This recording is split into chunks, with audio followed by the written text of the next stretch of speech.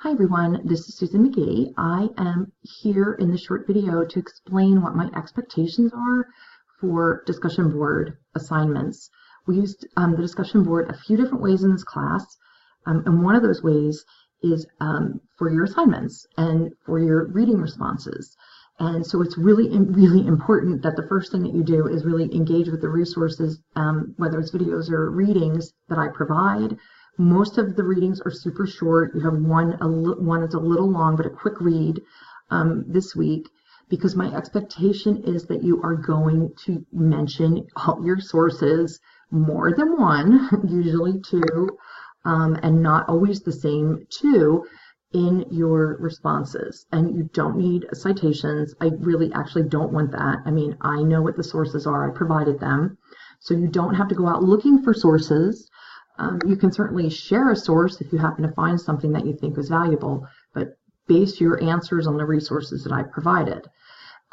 You will often be asked also to include examples. You know, this is a design class. We're going to look at a lot of images, right?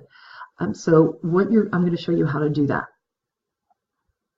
Okay, so while I'm here, let me just say that you cannot read anybody else's threads until you post your own. So that means that you're not going to be able to go back and edit once you post something. So make sure, that you're careful, make sure you spell check, make sure, it reads well. You are graded on that because you're college students, okay? So I always recommend, type initially in a Word doc and then copy and paste it. Please do not attach Word documents that have your answers in them, okay? It's really a pain to have to download it and then open it and read it. It just slows us down. So you're always typing directly in the window. You want a number. I don't mind if this formatting gets a little nutty, especially when you're copying and pasting. That's okay. Don't worry about that. And then you're going to want to include links. Many times I'm going to ask for a link to a website, and you can just copy and paste the link in, but then after you post it, you need to make sure that it works. Okay. If something goes wrong and you can't edit, then what you can do is you can simply reach out to me and you can just say, I messed this up and I need to do something, blah, blah, and I can help you do that. I can either delete your original one or I can add it for you. You can always also reply to yourself and just say, hey, I forgot to post my link, here it is. That's fine. That is absolutely no problem. Now, how to handle showing examples. We do it this way. So maybe it's you're taking us to an image on a website. That's fine. You can just post the link. The other way to do it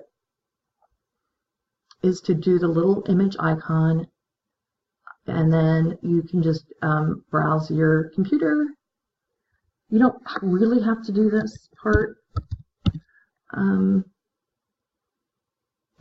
One of the other things is I make a very big deal about copyright usable photos, but but only in your design work. For this kind of thing, it's perfectly okay to go to the internet and just rip images, because we're just doing it for an assignment. We're not, doing it for publication, so it falls under, educational fair use. So the only thing that I ask is that if your image comes out super big, really, really big, that you can, or small, either way, you can, make sure you just adjust it really easily, shift, you know how to do this, shift and drag, okay? And the other way that you can do this, if that won't work for you, you just browse your computer and you can attach the file, okay? So this one is to attach the image itself, and this is to attach the picture of the image. So it's always better to do the image itself if you can, but if you can't, it's fine to do it this way too. Or, a link to a website. Just make sure that the image that you're pointing to is really obvious on the website. Okay, so that is how to do well on your post. Now, the second part of it is that you need to respond to me and you need to respond to classmates. When you're commenting on what your classmates post, make sure you're actually adding to the conversation, not simply saying, oh, I agree or I disagree. Add to it, show that you're learning something, mention a source or a resource or something. So make it substantive. Then you also must acknowledge what I'm writing to you and what your classmates are writing to you. And so you just say, oh, thanks for the comment. Or if somebody asks you a question, you need to answer it, especially if that person is me. So if I ask you a question or I ask for more information or clarification, you need to post that, okay? And if you don't, your grade will suffer. So, you can respond back to me and just say, hey, saw it, thank you, or just got it, thanks. Keep it short. I just want to know that you read what I wrote. I do take a lot of time to respond to what everybody writes, and I believe it's important, and I value what you're saying, and so I hope that you value what I'm saying, and you can show me that you do by simply acknowledging that you read it, okay?